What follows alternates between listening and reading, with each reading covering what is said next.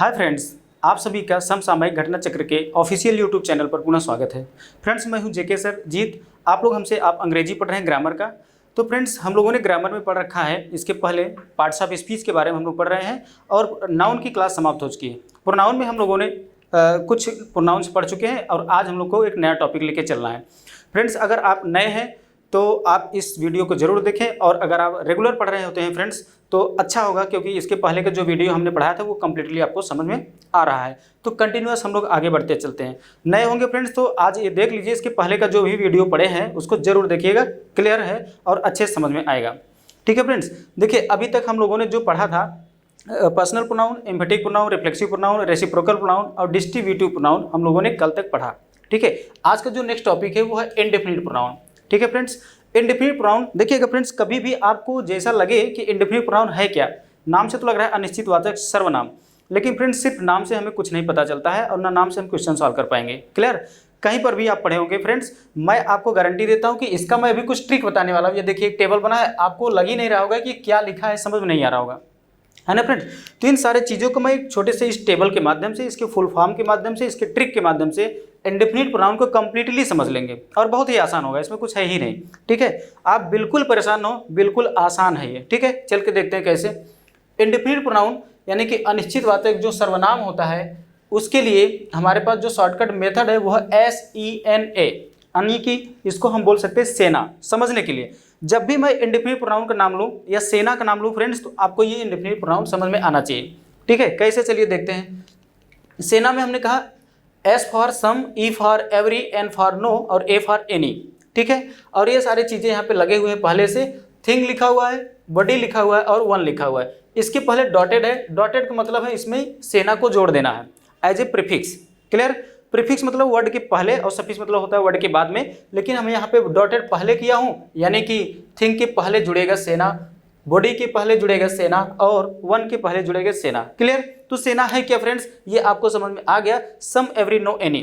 Clear, और एक friends यहाँ पे एक जो लास्ट में एक कॉलम बना हुआ है, एक रो बना हुआ है फ्रेंड्स, यही कहता है यूज फॉर, यानी कि हमको ये भी जानना होगा सबकी मीनिंग अगर सेम हो तब हम क्या करेंगे। तो डिपेंड करता है कि उसका जो मीनिंग आएगा किसके लिए यूज होता है।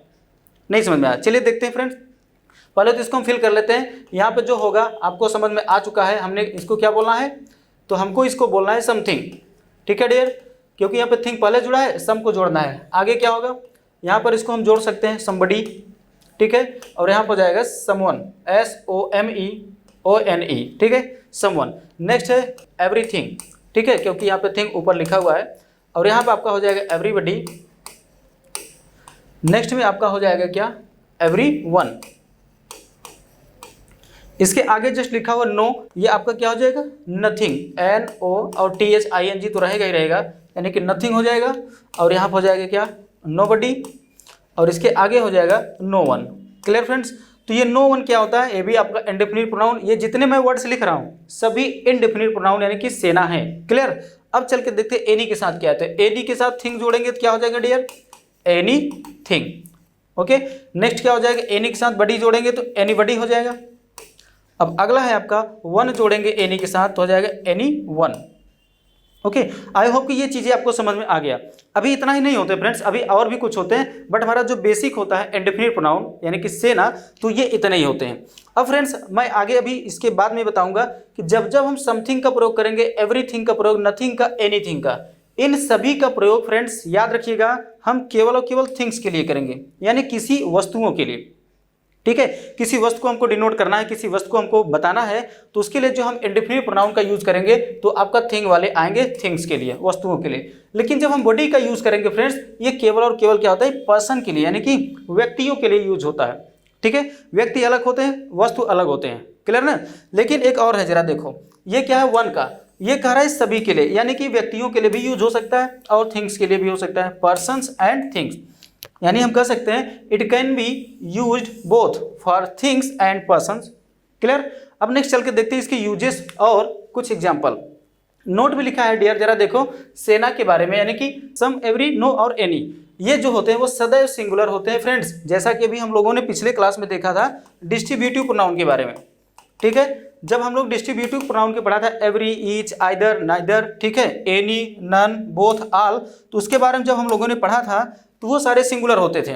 ओके, और यहाँ पर भी हमारा जो भी होगा वो क्या होगा, सेना, सदैव सिंगुलर होते हैं।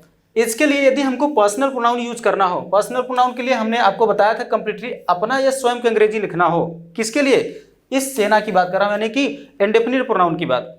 इसके लिए अगर हमको अपना या स्वयं के अंग्रेजी लिखना हो तो हम क्या करेंगे डियर, ही फैमिली का प्रयोग करेंगे। अब ही फैमिली आपको पता है, पहला वाला टेबल अगर आपको याद हो, जिस दिन मैंने प्रोनाउन को स्टार्ट किया था वहां पे मैंने कंप्लीटली आपका बताया था एक टेबल, ठीक है, पर्सनल प्रोनाउन। तो ही का फैमिली क्या है, अगर सब्जेक्ट है तो ही आएगा, ठीक है, ऑब्जेक्ट है तो हिम होता है, पजेसिव एडजेक्टिव है, यानी कि पजेसिव दो टाइप होते हैं, एडजेक्टिव और कौन सा, प्रोनाउन।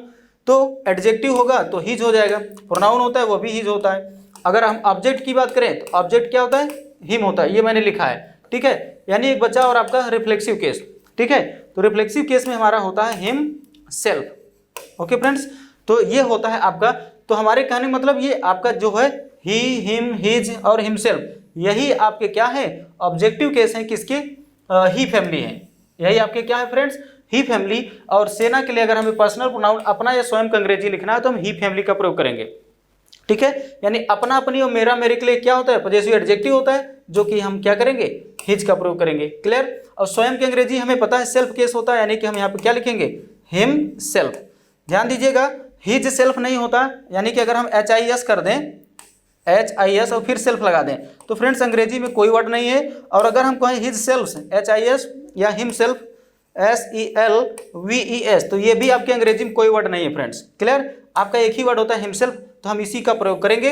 आइए हम थोड़ा सा आगे बढ़ के दिखाते हैं, ठीक है डियर। चलिए कुछ एग्जांपल्स आगे देख लेते हैं। देखिए एग्जांपल नंबर 1 कह रहा है, यदि कोई सफलता चाहता है तो उसे अपना कार्य स्वयं करना चाहिए। सपोज करिए कि हिंदी में एक हमारे पास ये सेंटेंस है, इसको हमें ट्रांसलेट करना है, clear.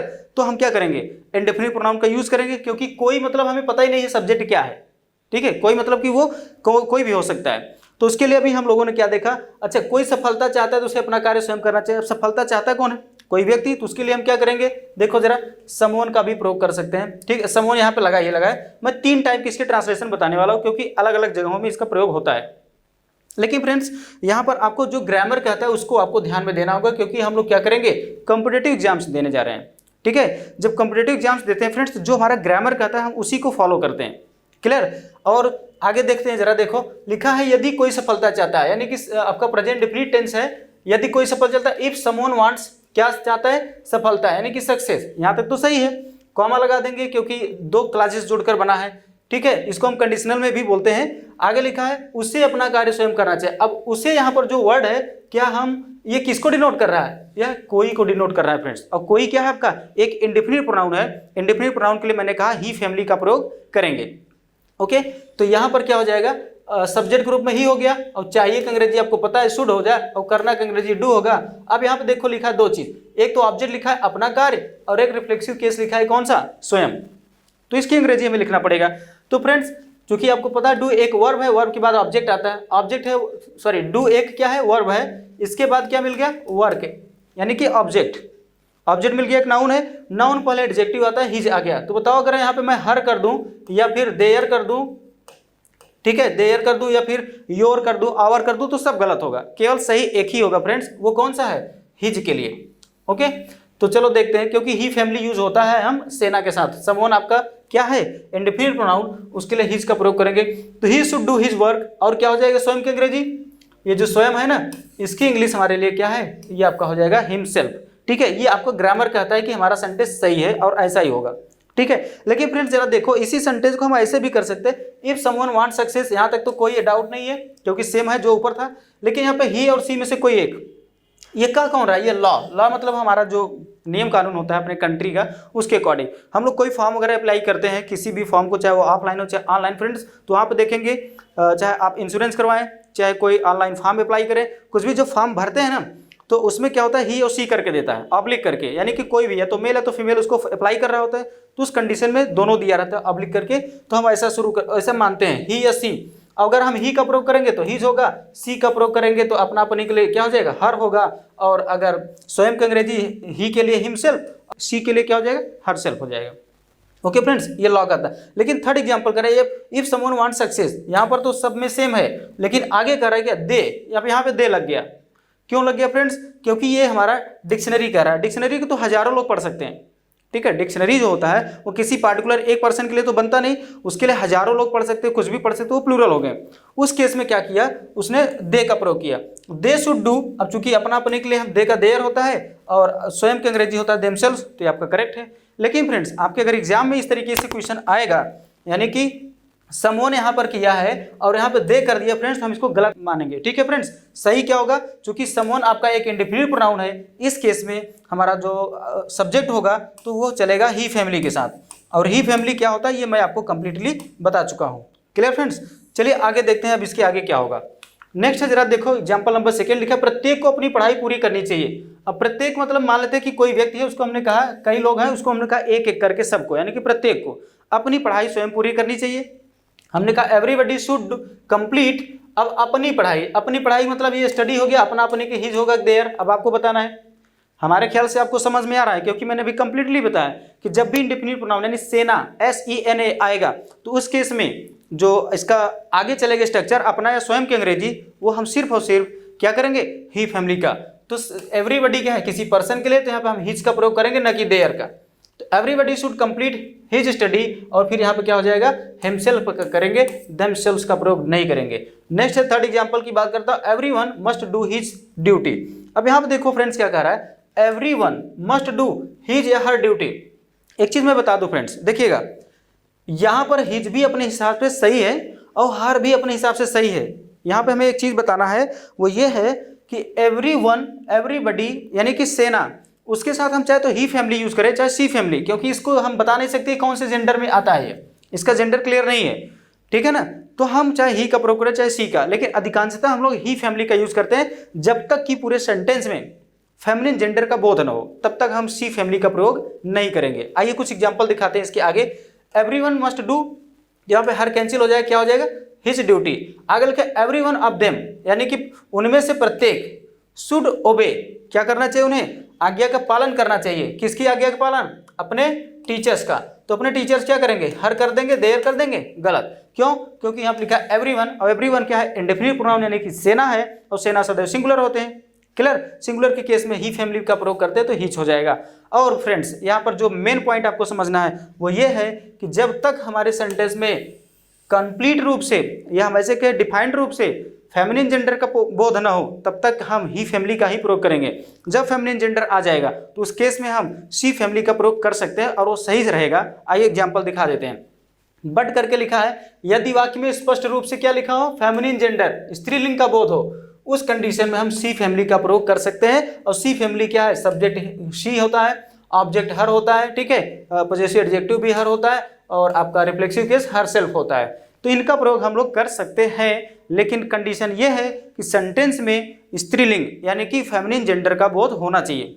Is that clear. Example लिखा है, every one of the 4 sisters, देखो लिखा है क्या, चारों बहनों में से प्रत्येक, ठीक है, इज गोइंग अब्रॉड। अब यहाँ पे समझना ये है डियर, यहाँ पे समझना क्या था, ये समझना तो यहाँ पे सब्जेक्ट सिंगुलर आया है तो इज होगा, वो तो करेक्ट है, क्योंकि ये क्या होता है, ये सिंगुलर होता है। अच्छा, यहाँ पे ये नहीं बताया गया अभी कि अपना और स्वयं की अंग्रेजी क्या है, तो हम सिर्फ यही समझेंगे यहाँ पे इज क्या है, सिंगुलर वर्ब आया है, वो सिर्फ किसके लिए, एवरीवन के लिए, और एवरीवन यहाँ पर क्या है, सिंगुलर सब्जेक्ट है। ओके फ्रेंड्स, सिंगुलर प्रोनाउन है, सेना है, इंडेफिनिट प्रोनाउन है।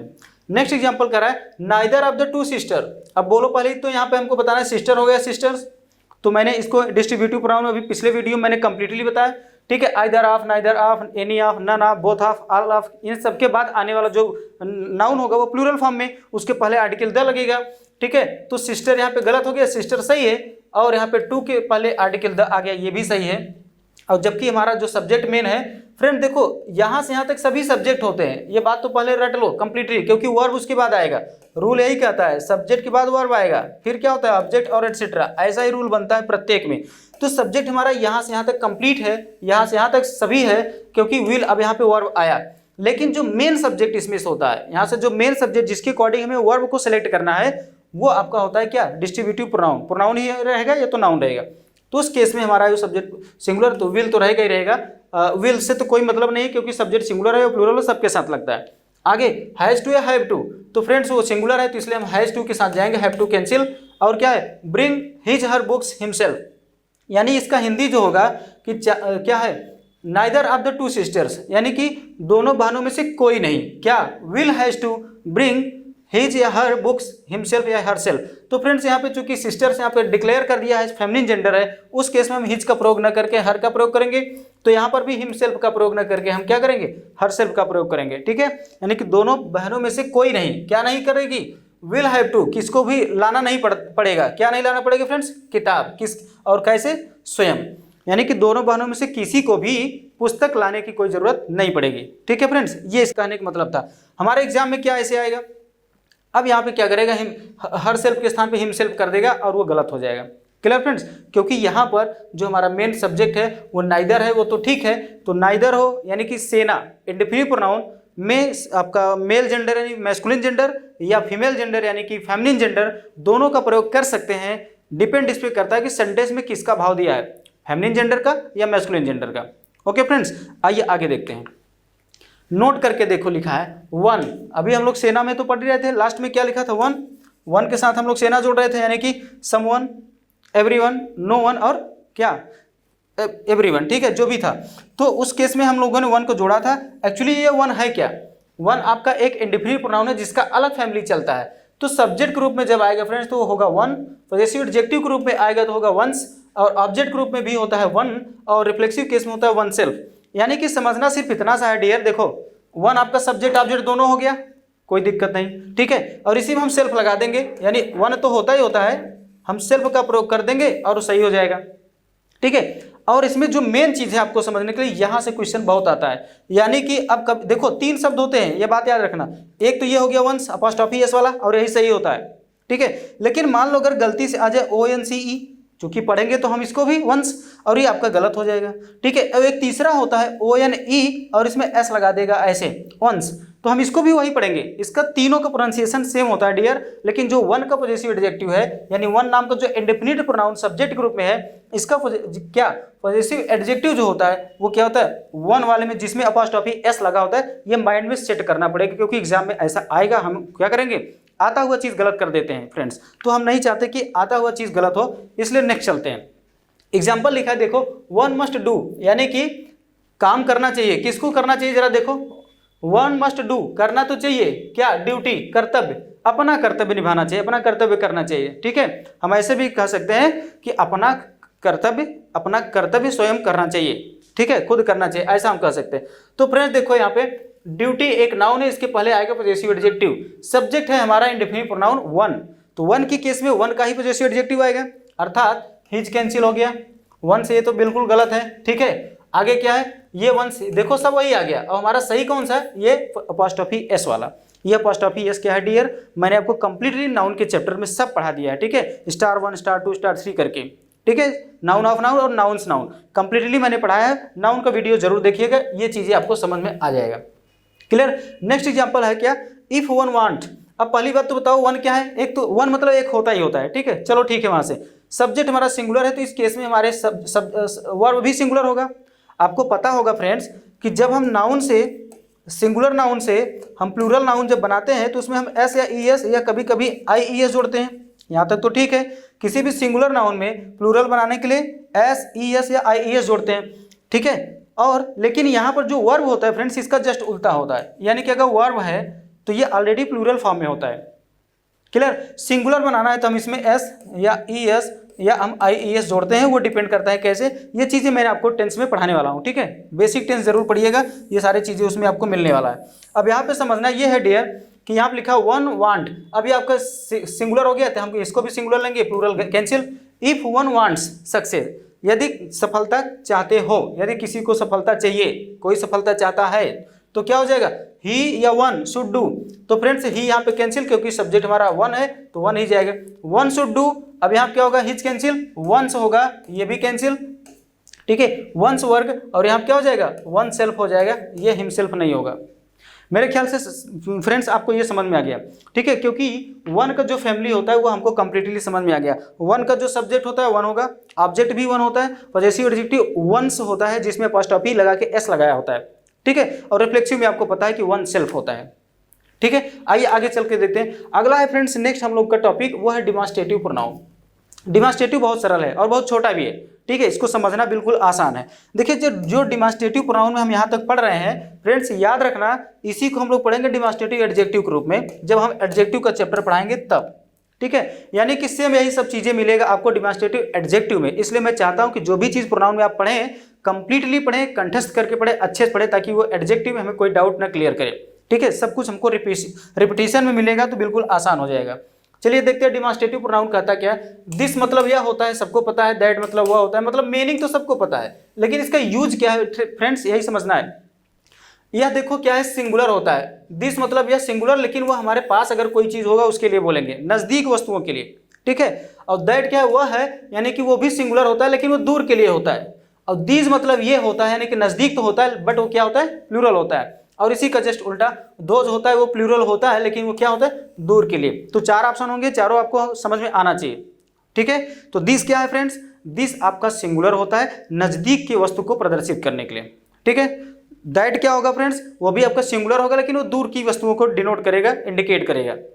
इसी प्रकार से दीज, THESE, दीज क्या है, वो प्लूरल होता है बट वो नजदीक की वस्तुओं को डिनोट करेगा। और दोज क्या आता है, वो भी प्लूरल होता है लेकिन दूर की वस्तुओं को क्या करेगा, डिनोट करेगा, ठीक है। जैसे मैंने कहा दिस इज अ पेन, अब ये मेरे पास है तो मैं इसको दिस बोलूंगा, और इज क्यों बोलूँ, क्योंकि ये अकेला है, और दिस आपका सिंगुलर होता है तो हम इज लगाएंगे। अब ऐसा ना दिस आर अ पेन बोलेंगे फ्रेंड्स, वो गलत हो जाएगा। इसके लिए हमें बोलना पड़ेगा, जैसे मान लेते हैं 2-3, ये हमारे पास कुछ पेन्स हैं, हमने कहा अब दिस इज पेन नहीं है, अब दीज आर पेन्स।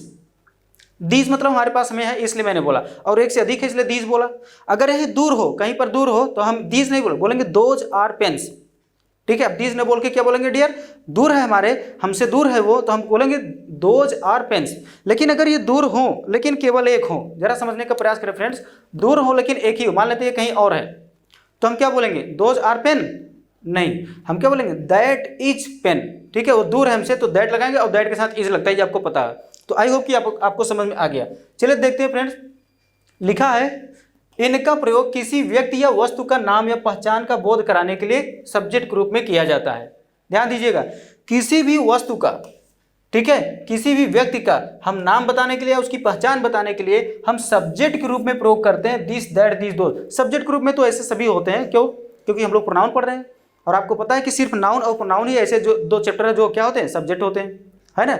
और यही अगर एडजेक्टिव होता तो आपको पता है एडजेक्टिव के बाद क्या आएगा, कोई ना कोई यहाँ पर एक नाउन मिलेगा, और नाउन आते ही ये तुरंत एडजेक्टिव बन जाएंगे। समझ पे आ रहा है कि नहीं, बिल्कुल।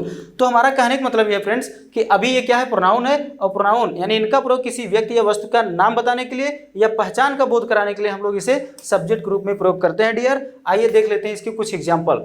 देखो लिखा है of them had seen it before. Friends यहाँ पर जरा देखना, ये है क्वेश्चन, ये क्वेश्चन जो आपका है वो फिल इन द ब्लैंक का है, ठीक है, यानी कि पहले कुछ डॉटेड है, आपको फिल करना दिए गए ऑप्शन से।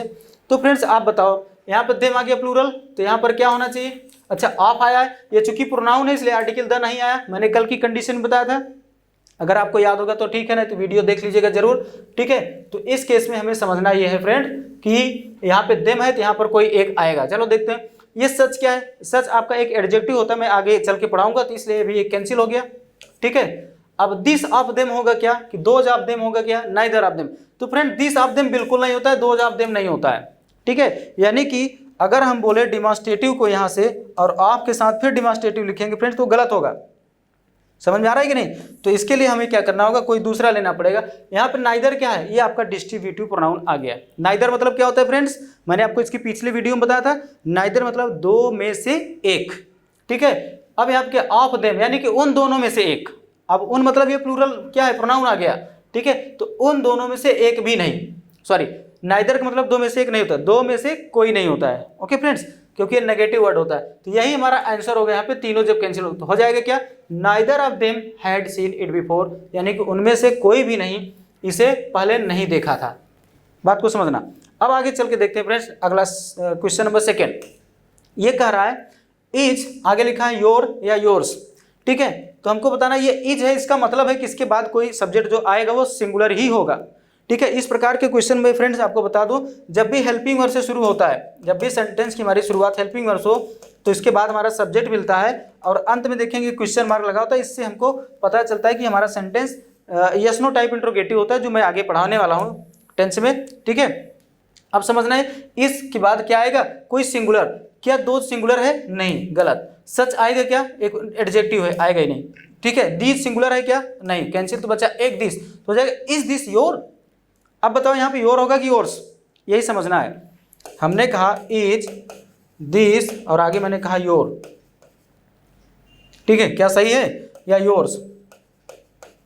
तो समझना यही है फ्रेंड्स, हमारे पास क्या है, क्या यह तुम्हारा है। तो फ्रेंड्स यहाँ पे समझना यह है कि यह एक क्या है, पॉजेसिव प्रोनाउन है और यह एक पॉजेसिव एडजेक्टिव है।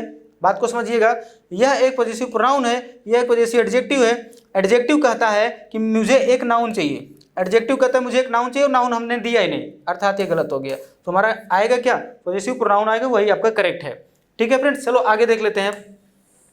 नेक्स्ट है हमारे सामने इंट्रोगेटिव प्रोनाउन। इंट्रोगेटिव प्रोनाउन बहुत सरल है फ्रेंड्स, सरल तो सभी है, हमको केवल एक बार माइंड मेकअप करना होगा कि ये सभी सरल होते हैं। ठीक है, इसमें कुछ है ही नहीं। चलिए देख लेते हैं। हमारे पास जो इंट्रोगेटिव प्रोनाउन होते हैं, ऐसे प्रोनाउन, ध्यान देना है फ्रेंड्स, ऐसे प्रोनाउन जो सब्जेक्ट के रूप में हो लेकिन प्रश्न भी पूछ रहे हो।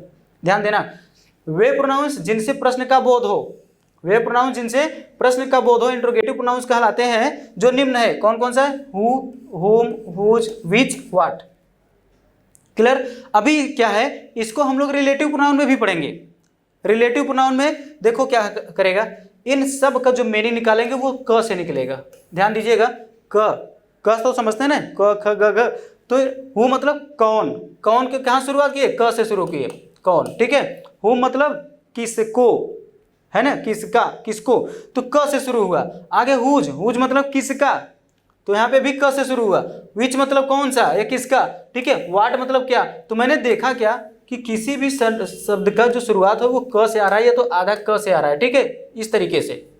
तो हमारा कहने का मतलब ये है फ्रेंड्स कि ये सभी जितने भी वर्ड्स लिखे हैं ये आपके इंट्रोगेटिव प्रोनाउंस कहलाते हैं। ये सब्जेक्ट के रूप में आ सकते हैं, ऑब्जेक्ट के रूप में भी आते हैं। ठीक है, चलिए देख लेते हैं। लिखा यूज ऑफ, पॉइंट नंबर 1 में यूज ऑफ वाट, एक एक करके पढ़ लेते हैं। हुम, वाट, हु, हुज, इस तरीके से जो भी है। हम पहले क्या पढ़ेंगे फ्रेंड्स, वाट का यूज पढ़ेंगे। ठीक है, तो वाट कहता है, वाट का प्रयोग किसी भी व्यक्ति का पेशा या व्यवसाय, जिसको अंग्रेजी में हम लोग क्या बोलते हैं, ऑक्यूपेशन बोलते हैं। किसी भी व्यक्ति का पेशा क्या है, उसका व्यवसाय क्या है, इसे जानने के लिए हम लोग किसका प्रयोग करते हैं, वाट का प्रयोग करते हैं। एक एग्जाम्पल में लिखा है, व्हाट इज योर क्या, फादर। अब यहाँ पे आपके पिता क्या हैं ऐसा नहीं पूछा जाता friend. What is your father का मतलब होता है कि आपके पिताजी क्या करते हैं। इसका मैंने ये भी कह सकते हैं या हम ये भी कह सकते हैं आपके पिताजी किस पद पर हैं, ये मैं कह सकता हूँ। कब, जब मैं कहूँगा व्हाट इज योर फादर। तो फ्रेंड्स यहाँ पे जो व्हाट है वह एक क्वेश्चन पूछ रहा है, सब्जेक्ट भी है, व्हाट इज योर फादर। ठीक है फ्रेंड्स, ये सेंटेंस आपको समझना है। अब तुम्हारे पिता क्या हैं, इसका मतलब क्या, इसका मतलब ये कि तुम्हारे पिताजी किस पद पर हैं, तुम्हारे पिताजी क्या करते हैं। ठीक है, अब ऐसा नहीं तुम्हारे पिताजी क्या है मतलब बता दो कि बंदर हैं, नहीं फ्रेंड्स, हमको बताना पड़ेगा कंप्लीटली कि वो क्या है, उनका हमको ऑक्यूपेशन बताना है। चलो आगे देखते हैं। नेक्स्ट लिखा है, व्हाट का प्रयोग निर्जीव संज्ञा के लिए यानी कि नॉन लिविंग नाउन्स के लिए भी होता है। निर्जीव संज्ञा यानी कि नॉन लिविंग नाउन्स। चलो देख लेते हैं, व्हाट इज हियर, इसका मतलब कि हम कह सकते हैं यहाँ क्या है। जैसे हम लोग बोलते हैं ना, जैसे कोई कहता है कि यहाँ पे कुछ था और गायब हो गया, तो हम लोग क्या बोलेंगे, अरे यहाँ क्या है, यहाँ पे क्या था, ऐसा बोलते कि नहीं। तो जो था फ्रेंड्स वो कहने का मतलब एक प्रोनाउन है। या हम ऐसे कहें कि व्हाट इज हियर, यहाँ क्या है, यह आपका एक इंट्रोगेटिव प्रोनाउन है। उसमें किसकी बात कर रहा हूँ, व्हाट से। क्यों व्हाट यहाँ पे इंट्रोगेटिव प्रोनाउन है डियर, क्योंकि हमें पता है कि हमारा जो बेसिक रूल होता है वो सब्जेक्ट होता है, हेल्पिंग वर्ब, मेन वर्ब और ऑब्जेक्ट होता है और अंत में आता है एटसेट्रा।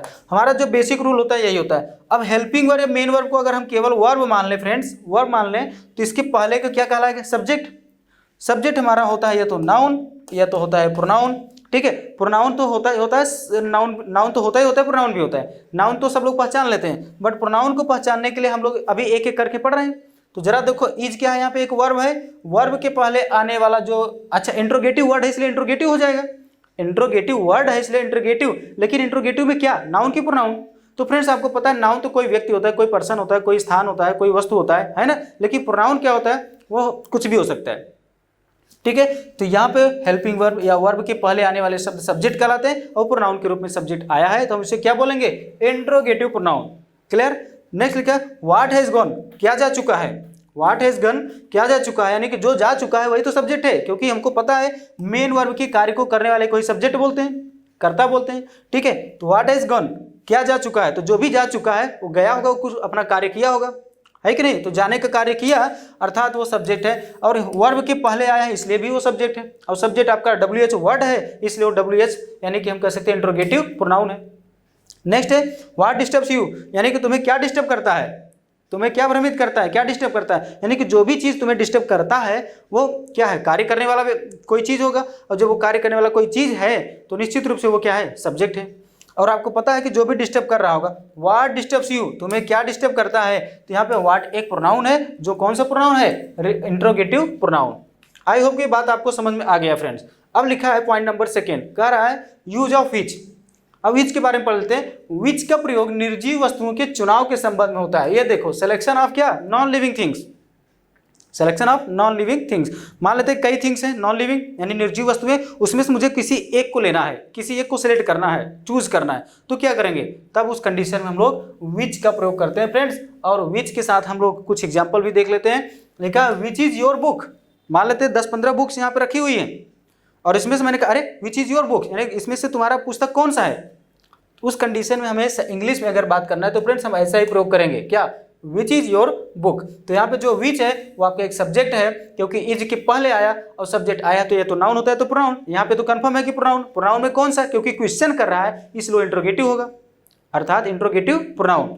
नेक्स्ट देखते हैं which is his room that I like. यहाँ पे जरा देखो फ्रेंड्स, दो यहाँ पे क्या है, दो क्लासेस हैं, एक तो आई लाइक एक सेंटेंस है और एक यहाँ पर एक सेंटेंस है, ठीक है। बीच में जो दैट है वो कंजक्शन का कार्य कर रहा है, दो क्लासेस को एक में जोड़ दिया गया। आगे मैं कंजक्शन पढ़ाऊंगा कि ये कौन क्लासेस कौन कौन से होते हैं, बट समझना ये है कि फ्रेंड्स यहाँ पे कहा विच इज हिज रूम, यानी उसका रूम कौन सा है। हिज मतलब कोई व्यक्ति होगा, कोई पर्सन होगा, मेल जेंडर, क्योंकि हर होता तो फेमिनिन जेंडर होता, अभी कोई क्या है, मैस्कुलिन जेंडर, कोई व्यक्ति। मैंने कहा विच इज हिज रूम यानी उसका रूम कौन सा है, और आगे लिखा है क्या, दैट आई लाइक, जिसे मैं पसंद करता हूं। अब जिसे मतलब इस रूम की बात हो रही है। अभी अगला है आपका क्या, relative pronoun. Relative pronoun friends यहाँ से हम समझ सकते हैं, ऐसे समझे जरा देखो कि ये दैट आपका क्या है, एक रिलेटिव प्रोनाउन है जो उसका एंटीसीडेंट को रिलेट कर रहा है, एंटीसीडेंट से वो क्या है, रिलेशन प्रोवाइड कर रहा है। दैट आई लाइक का मतलब होता है जिसे मैं पसंद करता हूं। अब जिसे मतलब कौन, इस रूम की बात हो रही है। अभी हम इसको रिलेटिव प्रोनाउन में कंप्लीटली समझाएंगे। तो फ्रेंड्स आई होप कि ये बात समझ में आ गया, विच का प्रयोग ये आपका क्या है, एक इंट्रोगेटिव प्रोनाउन है। नेक्स्ट है जरा देखो यूज ऑफ हु, हुम, हुज।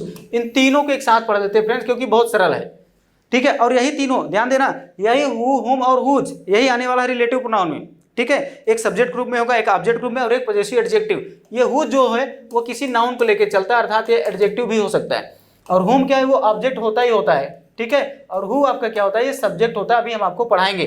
तो देखो जरा फ्रेंड्स कह रहा है इनका प्रयोग सजीव संज्ञाओं के लिए किया जाता है। सजीव मतलब लिविंग नाउन्स के लिए इनका प्रयोग करते हैं। आगे देखो जरा लिखा है हु का प्रयोग सब्जेक्ट के रूप में, जिसको हम नॉमिनेटिव केस भी कहते हैं, जबकि हुम का प्रयोग देखो मैंने ऑब्जेक्ट लिख दिया, ऑब्जेक्ट के केस में होता है। और हुज का प्रयोग क्या करते हैं फ्रेंड्स, पॉजेसिव केस में प्रयोग करते हैं हम, पॉजेसिव एडजेक्टिव, जिसके बाद क्या आता है, एक नाउन। तो नाउन के पहले आने वाले को हम क्या बोलते हैं, पॉजेसिव एडजेक्टिव बोलते हैं, जो पॉजेसिव केस में आता है। क्लियर। तो इनका आसान है प्रयोग करना। देखो जरा का who are you, who are you मतलब आप कौन हो या तुम कौन हो, तू कौन है। तो फ्रेंड्स यू को हम लोग क्या करते हैं, इंग्लिश में एक वर्ड देते हैं, हिंदी में तो कई हैं, ठीक है। हिंदी में होता है तू होता है, तुम होता है, ठीक है, आप होता है, ऐसे कई वर्ड्स होते हैं यू के लिए। तो फ्रेंड्स यहाँ पे लिखा हु आर यू यानी कि तुम कौन हो। आगे है हुज पेन इज दिस। अब देखो फ्रेंड्स यहाँ पे जो पेन है वो एक नाउन है, नाउन के पहले वाले शब्द कहलाते हैं एडजेक्टिव। तो हुज यहाँ पे कौन सा है, एक एडजेक्टिव के रूप में आया, लेकिन चूंकि क्वेश्चन पूछा जा रहा है, ठीक है, तो यहाँ पर हमारा क्या कहलाएंगे, रिलेटिव सॉरी इंट्रोगेटिव क्या, प्रोनाउन। क्लियर। नेक्स्ट है आपका क्या, हुम हैज ही इनवाइटेड, यानी कि उन्हें सॉरी हुम हैज ही इनवाइट, किन्हें, हैज ही इनवाइटेड यानी कि उसने किसको इनवाइट किया है। हम ये भी कह सकते हैं उस व्यक्ति ने किनको इनवाइट किया है, अर्थात ये जिनको भी किया होगा वो ऑब्जेक्ट होंगे। सब्जेक्ट क्या है, इनवाइट। इनवाइट एक वर्ब है, वर्ब कोई काम को करने वाले को सब्जेक्ट कहते हैं, यानी ही इनवाइट करेगा। ही इनवाइट करेगा तो किसको करेगा, जिसको भी करेगा वो इनवाइट होगा, और वो क्या होगा, ऑब्जेक्ट होगा, और उसी के बारे में पूछा जा रहा है। तो whom हैज ही इनवाइटेड, यानी कि उसने किसको आमंत्रित किया है, वह, या हम भी कह सकते हैं कि किसको उसने आमंत्रित कर चुका है। ठीक है फ्रेंड्स, ऐसा हम लोग बात करते हैं। तो यहाँ पे सब्जेक्ट ग्रुप में आया क्योंकि हैज के पहले है, वर्ब के पहले वाले शब्द सब्जेक्ट कहलाते हैं। ठीक है, तो इस केस में क्या है, ये इंट्रोगेटिव है तो ये ऑब्जेक्ट हो गया, सब्जेक्ट हमारा यहाँ पर है। ठीक है, इंट्रोगेटिव में जब हेल्पिंग वर्ब, इंट्रोगेटिव में जब हेल्पिंग वर्ब पहले चले आते हैं तो सब्जेक्ट हमारा यहीं रह जाता है। सब्जेक्ट के पहले इंट्रोगेटिव में हेल्पिंग वर्ब पहले चले आते हैं। फ्रेंड्स, ये आपको बेसिक में आपको कंप्लीटली पढ़ाने वाला हूँ। ठीक है, तो चलिए आगे बढ़ के देखते हैं। नेक्स्ट लिखा रिलेटिव प्रोनाउन डियर, ये बहुत इंपॉर्टेंट है। रिलेटिव प्रोनाउन ही समझ लीजिए ना कि पूरे प्रोनाउन का सबसे निचोड़ है, सबसे इंपॉर्टेंट है और सबसे सरल है। यानी सभी प्रोनाउन जितने अभी हम लोगों ने पढ़ा उन सभी से सरल यही है फ्रेंड्स। इसको केवल ट्रिक के माध्यम से, कुछ कंसेप्ट के माध्यम से समझ जाए तो ये कभी भी हम लोग भूलेंगे नहीं डियर। तो देख लेते हैं एक एक करके। लिखा रिलेटिव प्रोनाउन किसी क्लॉज के नाउन प्रोनाउन के बाद आता है। अभी क्लॉज नहीं समझ में आ रहा है। क्लॉज ऐसे समझ लेते हैं, एक होता है प्रिंसिपल क्लॉज, ठीक है, एक होता है प्रिंसिपल क्लॉज और एक होता है सबऑर्डिनेट क्लॉज। ठीक है, होते तो और भी है, एक कोऑर्डिनेट भी होता है, लेकिन अभी हम लोग सिर्फ इतना ही समझे। ठीक है, दो क्लॉजेस अभी जो इसके पहले मैंने जो अभी बताया था दैट वाला, ठीक है, ये वाला, ठीक है, तो दो क्लॉजेस जुड़ गया कि नहीं। आई लाइक एक शब्द, एक क्या है, सेंटेंस है, विच इज हिज रूम, ये दूसरा है। ठीक है, तो ये दोनों को जोड़कर यहाँ पे जो चीजें बना वो रिलेटिव प्रोनाउन ही है। आगे मैं अभी इसको जस्ट पढ़ाने वाला हूँ प्रोनाउन में। ठीक है, तो यहाँ पर दो चीजों को जोड़ेगा। क्या है, रिलेटिव प्रोनाउन किसी क्लॉज के नाउन या प्रोनाउन। अब एनपी मतलब हो गया फ्रेंड्स नाउन या प्रोनाउन। इसको समझना, थोड़ा सा शॉर्टकट में लिखा है इसको आपको समझने के लिए। ठीक है, नाउन या प्रोनाउन के बाद आता है, जिससे एडजेक्टिव क्लॉज ज बनता है। क्या बनता है फ्रेंड्स, ज। ध्यान देना, यही तो अंतर है। इंट्रोगेटिव प्रोनाउन में क बनता है, जबकि रिलेटिव प्रोनाउन में ज बनता है। यानी हु का मतलब होता है कौन, ये इंट्रोगेटिव प्रोनाउन कहलाएगा, लेकिन हु का मतलब होता है जो, तो ये क्या बनेगा, रिलेटिव प्रोनाउन। तो हु का मतलब जो भी होता है, ये भी याद रखना है ना फ्रेंड्स। इसी तरीके से अभी कुछ और वर्ड हम आपको दिखाते हैं। तो यहाँ पे कहने की यही मतलब है कि ज बनता है। एडजेक्टिव क्लॉज क्या बनेगा फ्रेंड्स, ज बनता है। दूसरे शब्दों में अगर हम कहें कि सर्वनाम दो वाक्यांशों को जोड़ता है तथा अपने से पहले आने वाले नाउन यानी कि एंटीसीडेंट से संबंध प्रकट करता है। देखिएगा, एंटीसीडेंट आपको समझना पड़ेगा, बहुत इंपॉर्टेंट वर्ड है। एंटीसीडेंट को हम लोग हिंदी में क्या बोलते हैं फ्रेंड्स, हम लोग बोलते हैं पूर्ववर्ती। क्या बोलेंगे, इसको हिंदी में बोलते हैं पूर्ववर्ती।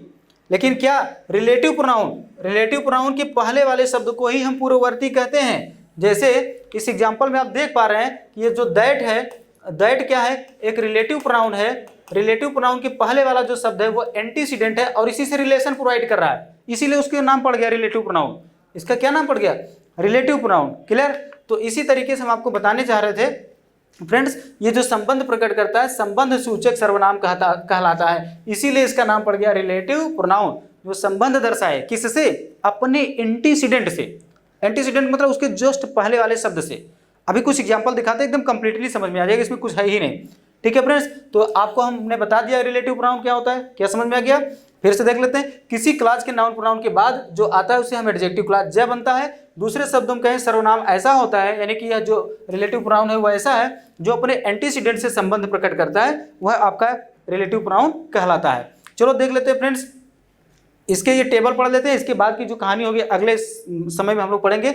ये टेबल आपको आना चाहिए।